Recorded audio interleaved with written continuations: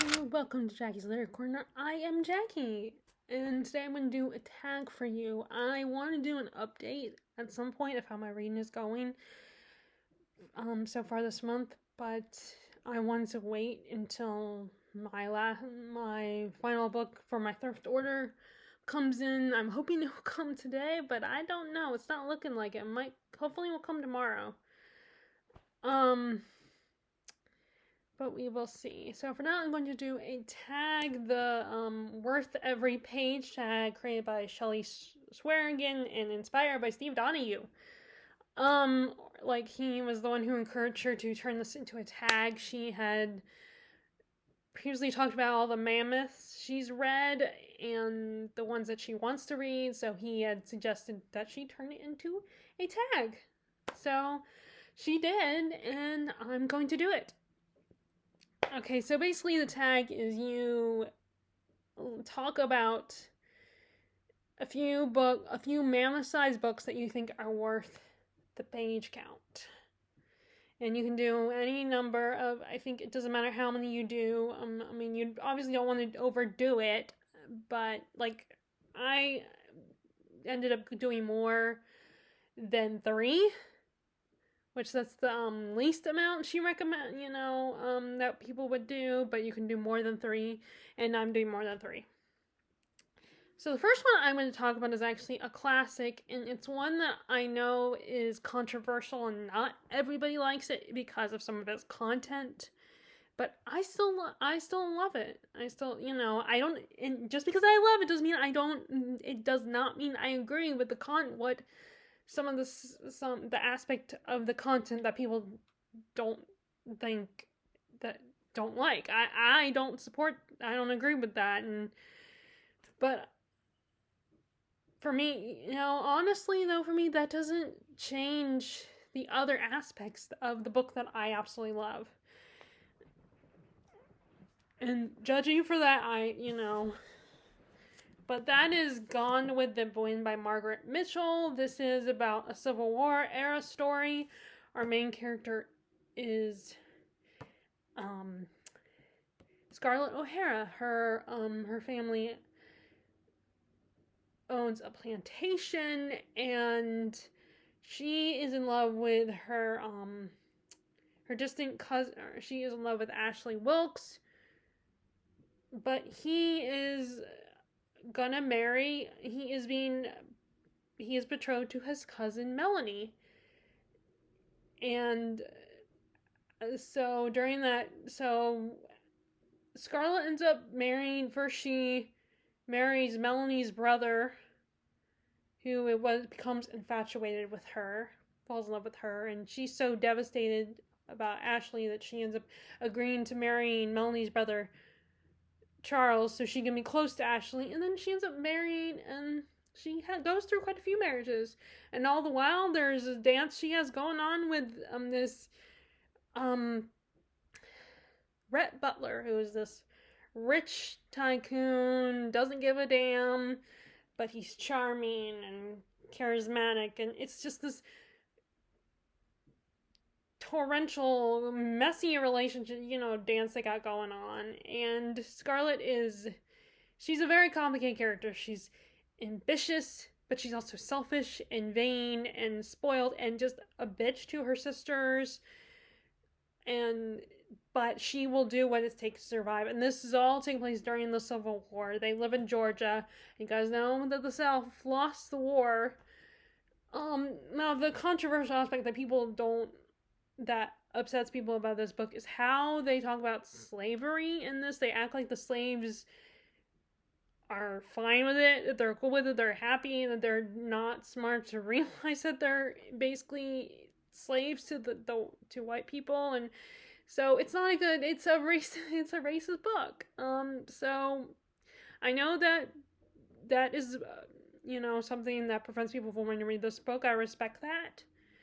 But this is about me talking about the mammoths I absolutely love, and I personally think are worth every page. I mean, the writing is beautiful. Scarlett, like I said, is such an amazing character. She's a horrible woman, a horrible human being, a selfish human being, but she gets shit done. But like I said, I understand if the controversial stuff, if it's not enough for you to think that this book is worth it. That I get that, I respect that. Um, and there is a sequel that someone wrote that is not by, obviously, because it was not by Margaret Mitchell. It came out years later after Margaret Mitchell had died, and it's basically it's okay. I kind of have a soft spot for it. I kind of liked it because it was kind of, it had a happier ending, but I see the beauty of a tragic ending, and that this has that. Not tragic and not tragic as in Romeo and Juliet, but things don't turn out for great for Scarlet by the end of the book. So you probably, I don't know if you would want to touch the sequel with the 10-foot pole, but like I said, I liked it. I thought it was not that bad. But and it's been a while since I read it, so, and I ended up getting, I actually had it, but then I donated it because I figured I'm probably not gonna read it again. I'll just reread this one. But yeah, and it's just about the tragedy of the loss of these people, the tragedy of these people, of losing their way of life. Of course, their way of life isn't exactly something that everybody likes. But it's still, you kind of pity these people. You kind of feel bad for, and pity doesn't mean, to me, you can pity someone without agreeing with them or without saying, yay, ghosts,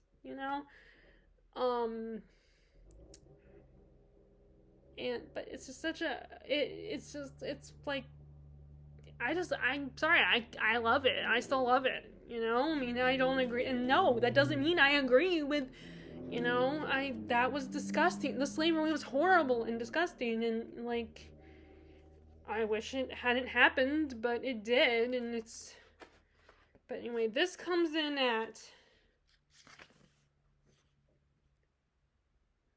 959 pages. So, yeah. So, my edition of it, this particular edition is not that long. I had a hardback edition. I still have it, but my original copy was, the original version that I bought was a mass market paperback. And, I've been slowly getting rid of my mass markets, but I also had a hardback edition that was at my grandma's house, and it was a gift from my grandma to my mom. And so I claimed it for a little while after I got rid of the mass market, but then, I kept looking at this one at the bookstore and was like, I'm gonna, screw it, I'm gonna get it and just put that one aside somewhere, just keep it somewhere. I did get it at the Outpost, so it was like $4. So I only spent $4 on this individual book. So, but I felt like, it's okay. It's only $4, so. And I really like this. I always love this dark blue color. Blue and gold, I think, is a great combination. I also think blue and pink is a good combination. But like the bubblegum coloring. So, yes, I at least think it's worth every page, but I can understand why a lot of people don't agree with it, and people will have a complicated relationship with this book. Okay, so then we got, so the next one is a historical fiction, and that is Jonathan Strange and Mr. Norrell by Susanna Clarke. This was her first book. And this is set during the, I think, Napoleonic Wars. 1806, yeah, Napoleonic Wars in England. And it's about the idea of that magic did exist, was real at one time, but now it's become, people don't practice anymore. There's no wizards or magicians anymore, and nowadays all you have is people who just study magic for a living, and basically scholars of magic. And there's these scholars of magic are starting to wonder, what would it have been like? Is magic completely gone? Is it completely extinct? are there still magicians? And this one particular magician comes out and reveals himself, Mr. Norrell. And he proves to the people in a public display of magic that he is the real thing. But he starts to like be very controlling and hoard magic. Basically, he doesn't want anyone else to practice it. He forbids anyone else to study it or practice it. He hoards all the books of magic, and everyone goes to him with their problems, including like the wars going on at this time and the Napoleonic Wars. And he gets involved and offers to help out. And he's very gatekeeping about magic. So meanwhile, there is a younger magician that comes into play, Jonathan Strange, and he proves to be a formidable foil to Norrell. And at first, Norrell takes him on as a student and as an apprentice, but then Jonathan Strange kind of wants to do things his own way. It's basically traditional versus non-traditional. I don't know if the word is liberal or but no, I don't think that's that. Liberals is thinking liberal versus conservative. There's another word for that I'm trying to think of that's the opposite of traditional, but I can't think of it at the moment.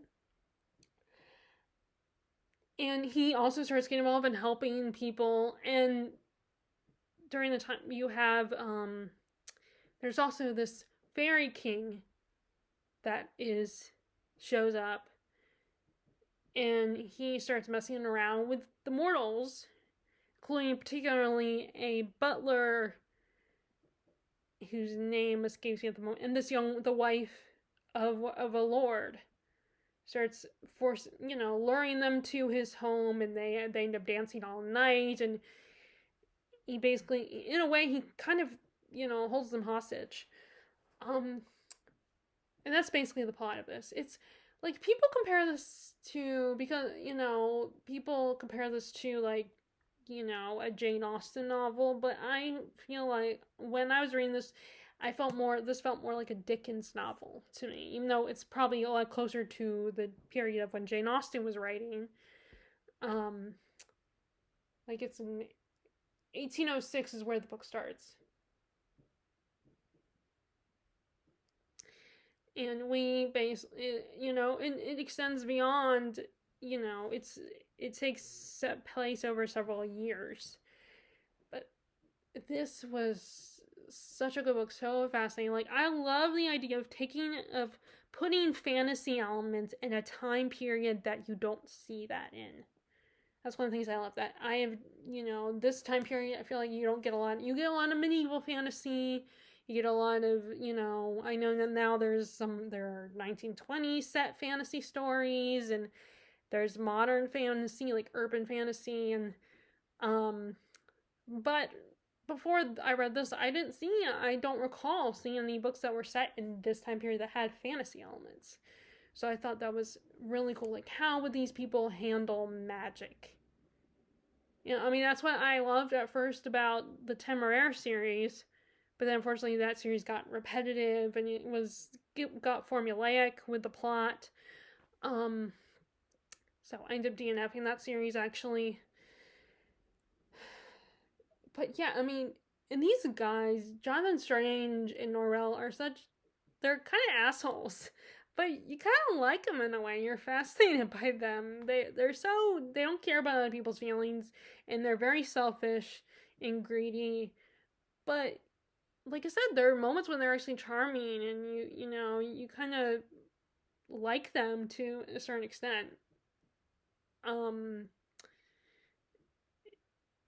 But it's just like, and then the Fae King is just creepy and unsettling, but he's also kind of charming and likable. This book is so many, like, the characters are just feel very Dickensian to me. Like, and it is a slow reading. It's just the lives of these people, and there's a war in the background, and there's a war going on in the background, and just the people having tea and interacting with each other, but it's so, like, I just eat it up. I just eat up this kind of story, because it's just this culture, this lifestyle is like fun. It's fun to, I mean, that's why people love like period dramas. Because it's fun to immerse yourself in that story without actually going to that time period. Since, first of all, scientifically, we can't do that. And second of all, I don't know if we would want to, particularly us women who, like, we didn't have a lot of freedom and independence. We didn't get to vote. Our clothes might have probably uncomfortable and the hygiene wasn't that great.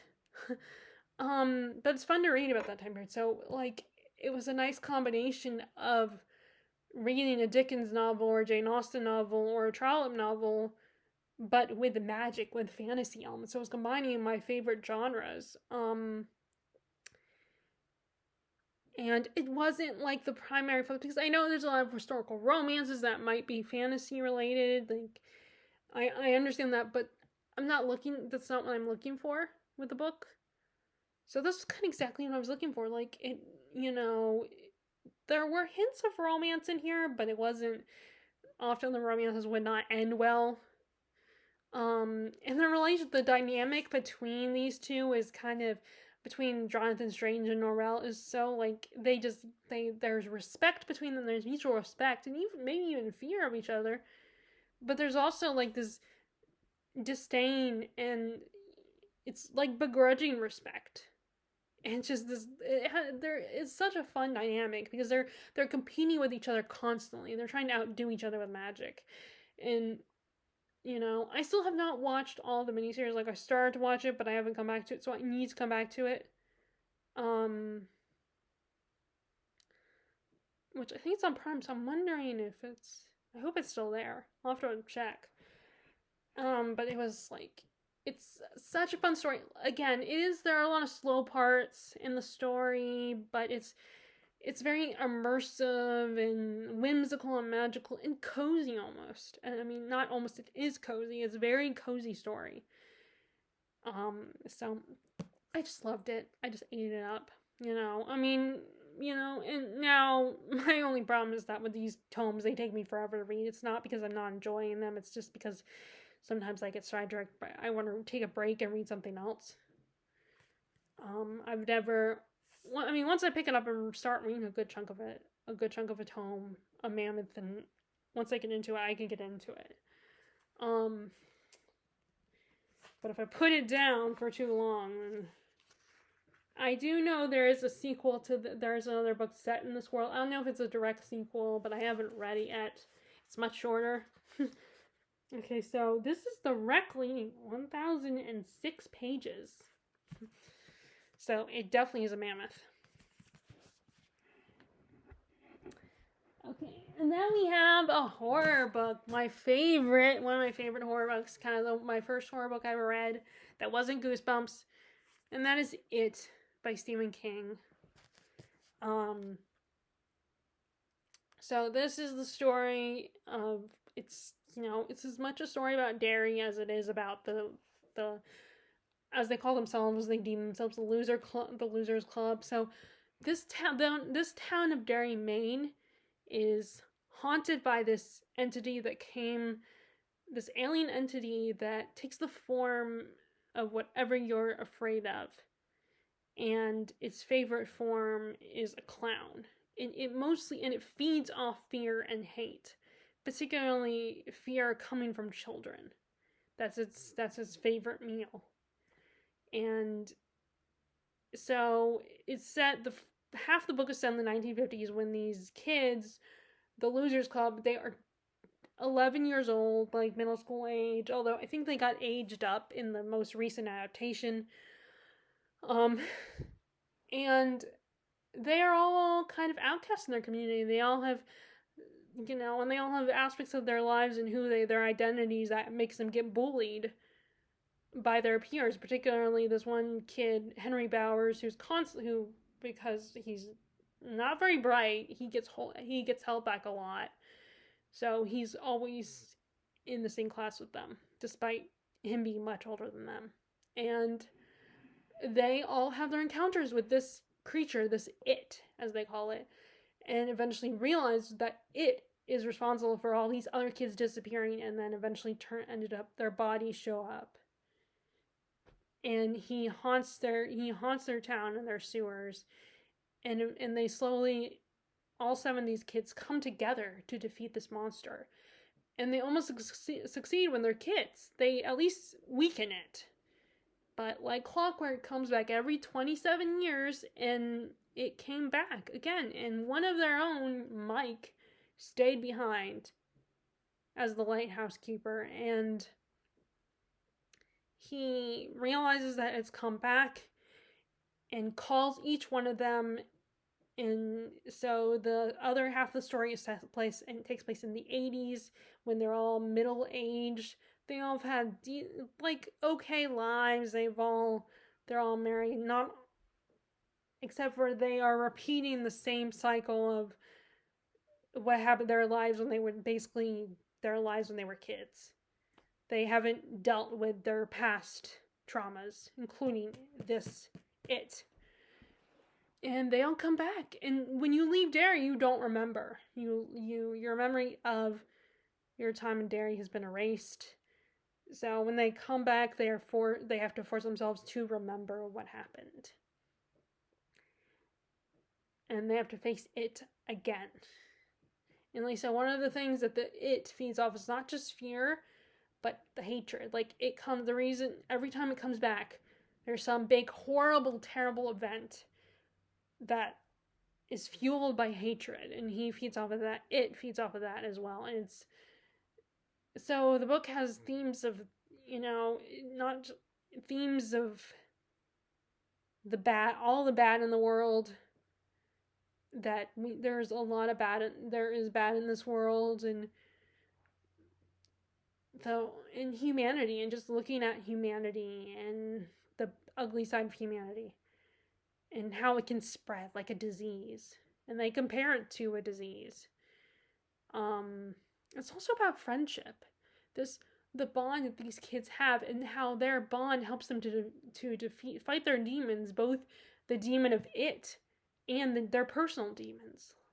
Like, one of the boys has a very controlling mom who has turned her son to a hypochondriac. She's very possessive of him, makes him think he's sick all the time, and tries to turn him into a mama's boy. And then you have the one girl in the group is abused by her father, possibly sexually abused. And in both cases, both kids marry people that are just like their parents, even as adults, when they're adults. You have one kid, the leader of the group, Bill, his brother got killed by it. He was one of the first victims, one of the early victims. So he still hasn't dealt with that.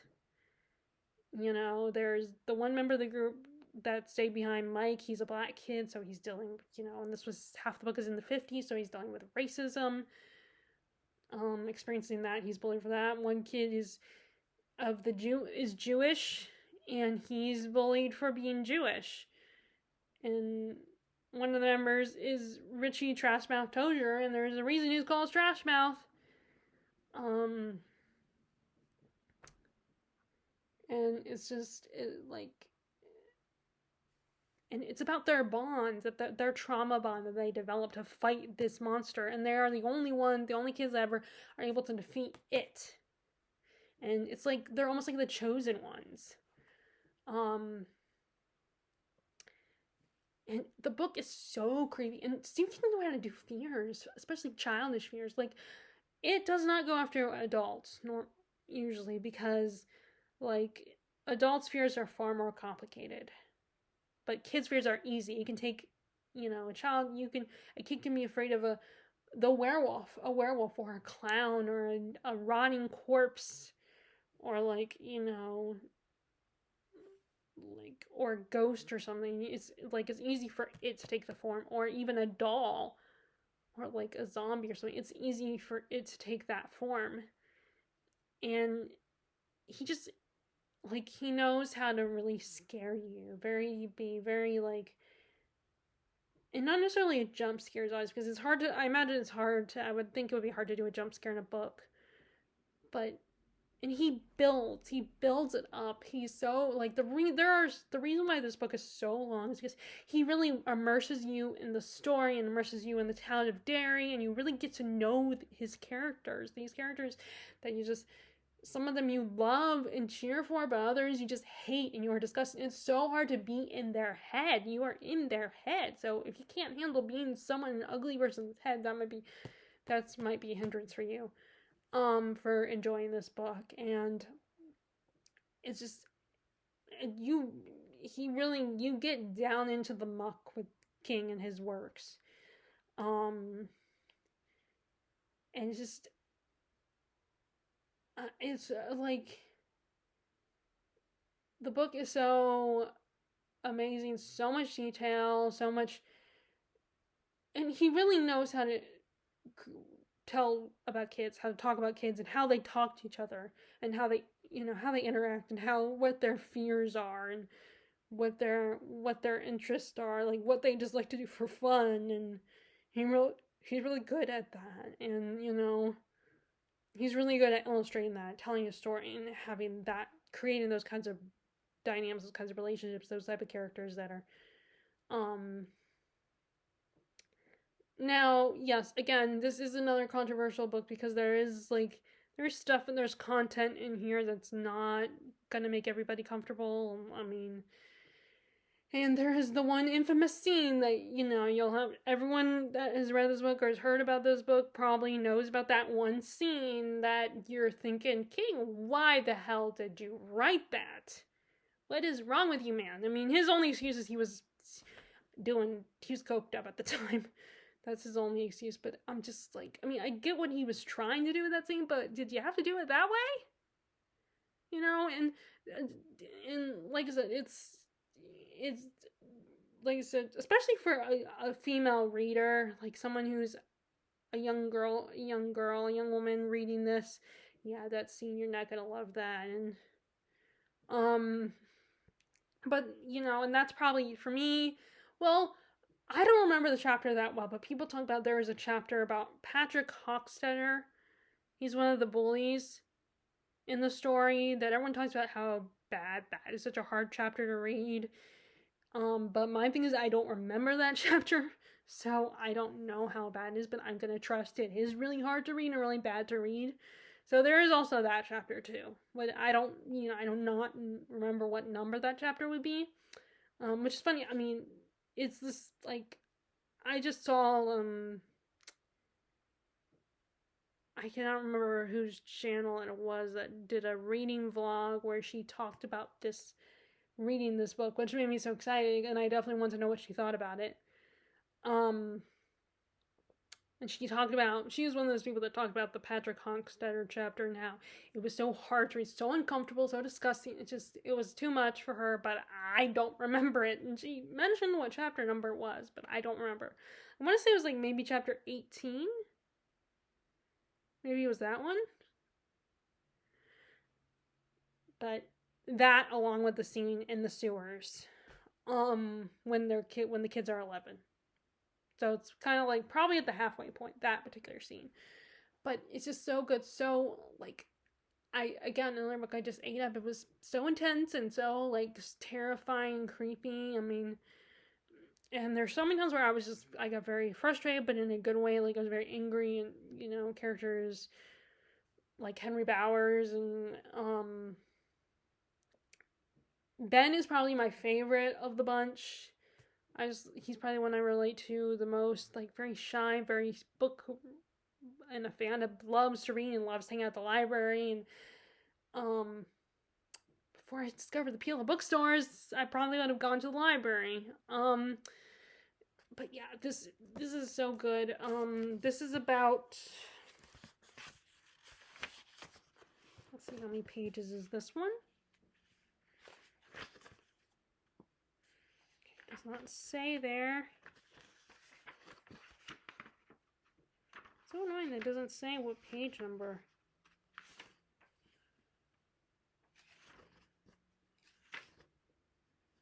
Oh, okay, so that's from Sleeping Beauty. So yeah, I know whenever an author includes their next book in a edition, they don't say the page number. So this one is longer than Jonathan Strange and Mr. Norrell. This is 1,157 pages. So yeah, again, this took me forever to read, but not because I was bored. I absolutely love this, but it did take me a while to read because I got sidetracked by other books. So this one.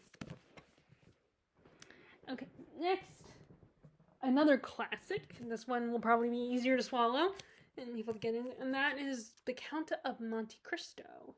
And I did do a video on how I would love to see this as a adapted again into a television series. Yes, I do know people already mentioned in my video about that there is a new adaptation that either came out or is coming out. I think it might have come out already. I'm trying to think of who was in it. I know the name. I knew who it was when I saw who was in it, but I do not remember. Oh, I know. It was Jean Regé Page was in it, and I'm guessing he plays the Count. But I believe he is in it. I haven't watched it. I don't know where I can watch it. If any of you know about it, I mean, if no one tells me, that's fine. I can always look it up. But if any of you know about it, let me know where it's coming. I'll have to remember to write down if you do. Like I said, if you don't, I can always look it up. But anyway,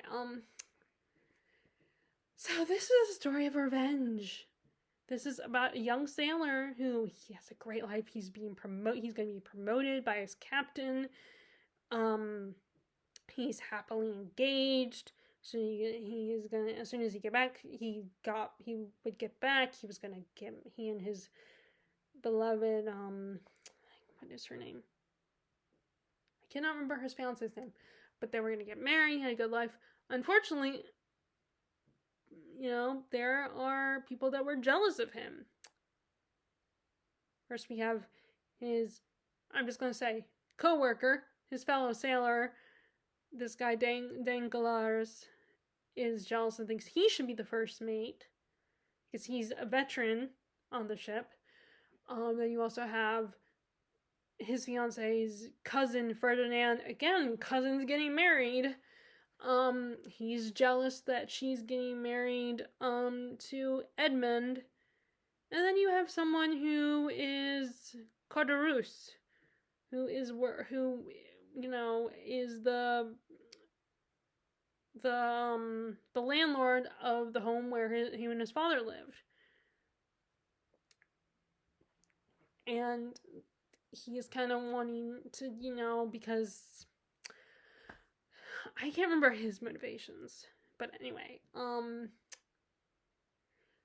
and they all decide they come together while drunk to talk about this, a plan for revenge. And they decide to frame him for, accusing him of being a spy, and that he has a letter for Napoleon.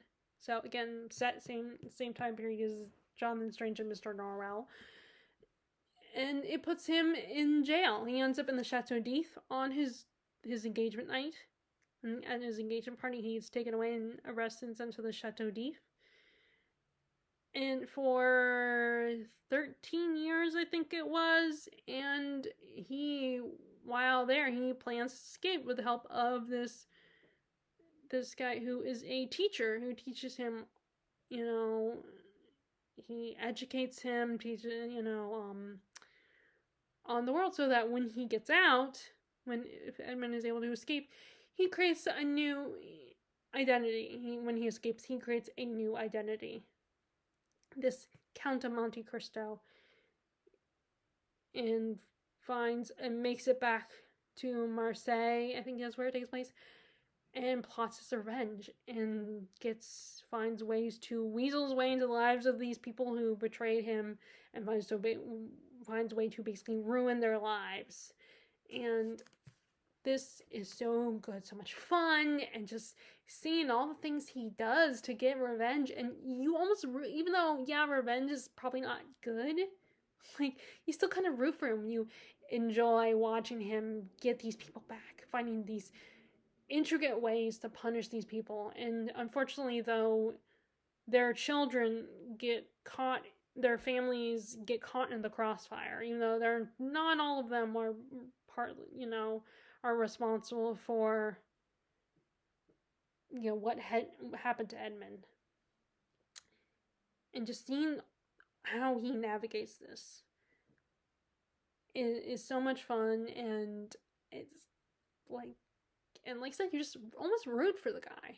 You want him to succeed, even if, technically revenge is not morally right. And it's just, you see the lives of these people and what, the story also shows the lives of these people right now and how they're doing well, and how their children suffer the consequences and the sins of their parents. And there is so, like, it's so good. It's just such a delicious story. And, like I said, I did do a video where I talked about how I think this would be a really great television series for the next adaptation, but obviously I don't think that's the case.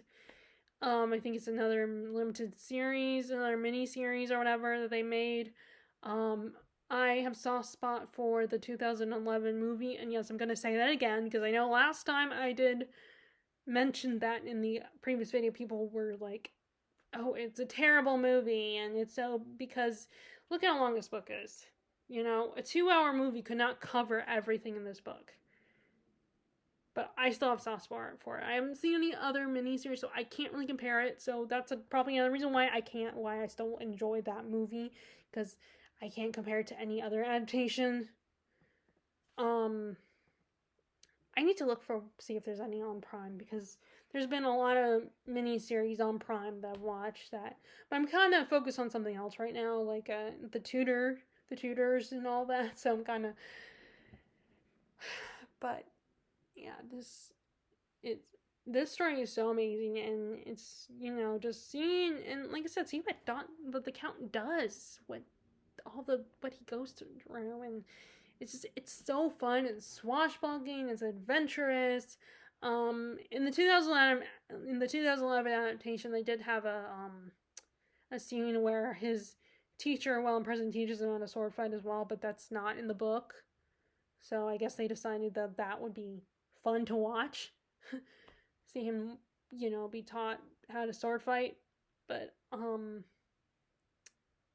yeah, this was just so good, and I don't know what else to say, and I just love it. I just love the story, and it's amazing, and like, it inspired Batman, I think.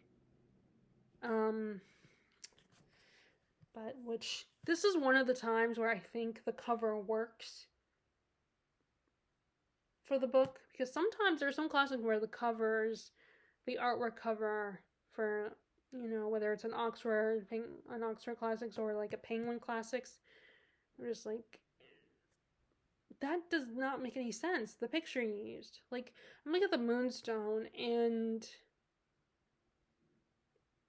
the Moonstone is the picture of on the cover of my Oxford edition, the one I'm currently reading, is a house with a gate, and the house looks creepy and haunted, but the story is not a haunted house story.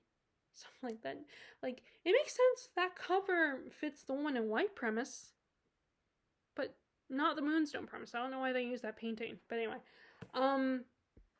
But yeah, this was so good. I loved it. I don't know what else to say about it. It's so good. And it is about, let's see, how many pages?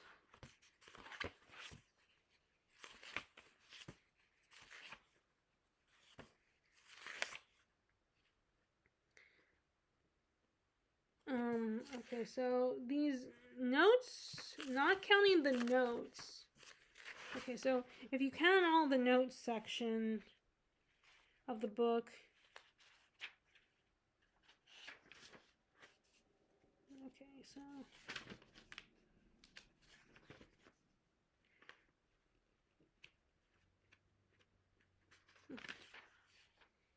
it's 1,276 pages if you count like the little notes on the like little notes section. But if you don't count that,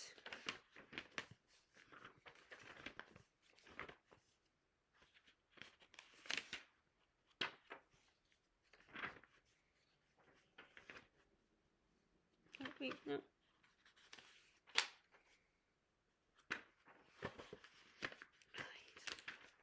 Okay, if you don't count that, it is 1,243 pages. So I think this might be the longest one. This edition, anyway. Now, this is not the edition that I've read, but I'm currently reading it as we speak. So that's one more book to go. So one more. Next is a fantasy. Finally down to an actual fantasy. Because although Jonathan Strange and Mr. Norrell was technically fantasy, it just had it was historical fantasy. But so then we have a first book in the series, The Way of Kings by Brandon Sanderson. Although now I have heard that the latest Brandon Sanderson from this series, people are not happy with it. They feel like Brandon Sanderson has gone downhill lately. Like he's almost too popular to be that. He's just, it's not the same. But this is the first book in the Stormlight Archive series. And I'm not going to even sum this up because it was really hard to give a summary of this book. That's one of the things I struggle with reviewing. So maybe I should have picked this one book up, but I'm going to try. But this is so good. This is like a world where there's been all these wars going on, and so it destroyed the environment. And you have these people that have the powers to throw lightning, and you have multiple POVs. You have this one guy who, he's a former slave, but he was also a surgeon. He's a slave currently, and he might be God touched. And there's this war going on, and one of the princes of this world has been receiving these visions, these really fascinating visions that tell him that he needs to do this one thing, but it's a thing that is very controversial, and not everybody agrees with it. And they're like in the middle of a war, and it's like, oh, we shouldn't be doing that thing, and it's just. And Branson really, he deals with a lot of like the slave, the guy who's a slave, Kaladin, he deals with depression, and so Brandon Sanderson is really good at writing that. He's amazing writing like characters that experience depression and what they go through and how they experience it. And he's also like, he's another writer who's just amazing with characters, writing complex characters that like you don't always agree with them, but you also like them at the same time. Like I feel, again, him and Stephen King are really great at character writing. And he creates this amazing, this spectacular world. And of course, one of the main things he's really known for is magic system. He creates very complex, almost scientific magic systems. And that's one of the things that people love about him, but that's also something that not every fantasy reader loves, because people sometimes have fantasy readers would rather the magic system be a soft magic system where it doesn't feel like science. It feels, like whimsical and magical. But I don't, personally for me, I don't mind if magic is like a science, because in a way, I think it is a science. It's just a science that you can't explain it, or can't always understand it until you practice it and learn about it. If it was real. Obviously, there's not real magic, at least not in the sense of how it's portrayed in, fantasy stories. But yeah, there's so many great characters. My favorite character is Shallan. I probably relate to her in a lot of ways. Except I'm not gonna, I'm not as brave and admirable as she is. Like the fact that she approaches this woman and risks a lot to help her family, approaching this woman, this princess, and who's very smart and a little judgy and kind of hard to please. She's also an artist, which I love that. I think it's great that I think that element of her, and I love that element of her that she creates artwork. And I mean, I wish I could, do at least sketches, but I don't have the skill set for that. And she is this world is so cool and just so immersed, and it's really hard to talk about this book because I do love it. I really love it, but there's so much going on in Brandon Sanderson's books, or at least particularly in this series. And as I've said, when it comes to these mammoth books, I will start reading them, but then I will put them down for a minute and I will take long breaks in between. And I'm still trying to work on that. Not do that, but it's very hard. It's very hard not to do that because they're so long and such a big commitment. So it's not the book. It really is oftentimes me and not being able to commit for a whole year or however long it takes me to read it. But this was a great first book in a series. It's so much fun. I kept wanting to turn to the pages and know what's going to happen.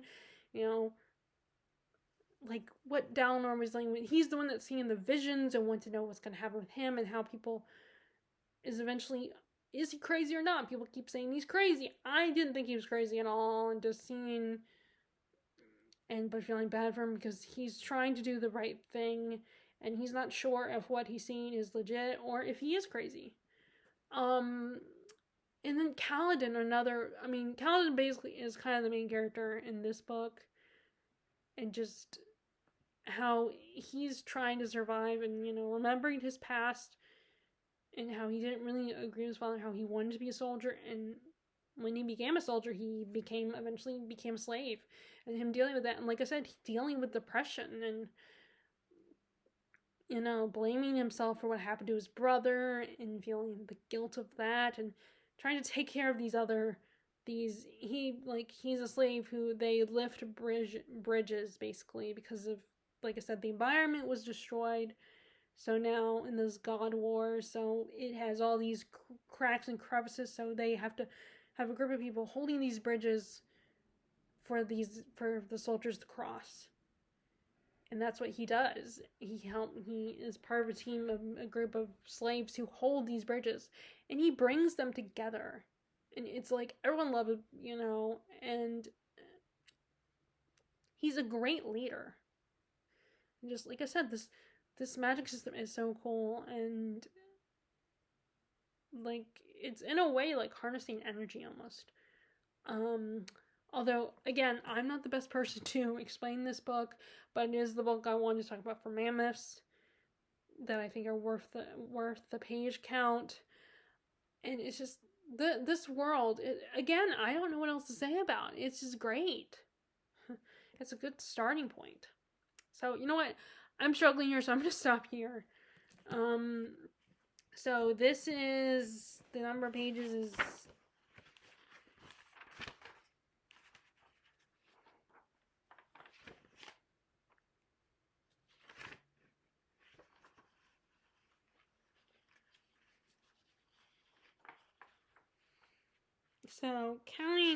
So, you have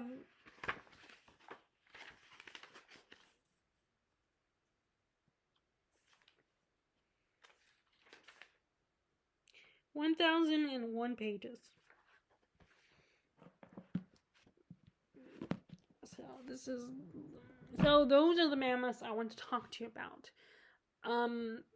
If you want to share any mammoths you read, feel free to consider yourself tagged. I would love to know what mammoths you think are worth the page count. And if you don't have a YouTube account or just don't want to make this, feel free to share in the comments below any mammoths that you read that you think are great and worth it.